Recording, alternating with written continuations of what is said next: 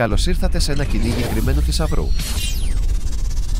Ως ομάδα 3 του μαθήματος Διδακτική και Εφαρμογές στη Πληροφορική και του τμήματος ΔΠΑΕΚΑΒΑΛΑΣ Πληροφορική σας παρουσιάζουμε την εφαρμογή CypherMasters.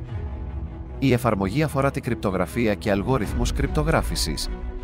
Απευθύνεται σε μαθητές Β' επαγγελματικού λυκείου με σκοπό να μάθουν τις βασικές έννοιες της κρυπτογραφίας και τον αλγόριθμο Κέσαρα και Βιζενέρ. Βασικός χαρακτήρας είναι ο Μάιλο που καθοδηγεί τον μαθητή να βρει τον κρυμμένο θησαυρό.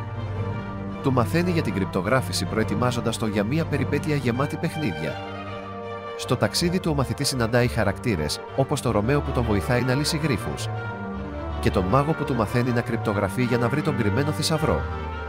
Αυτή είναι η εφαρμογή CypherMasters.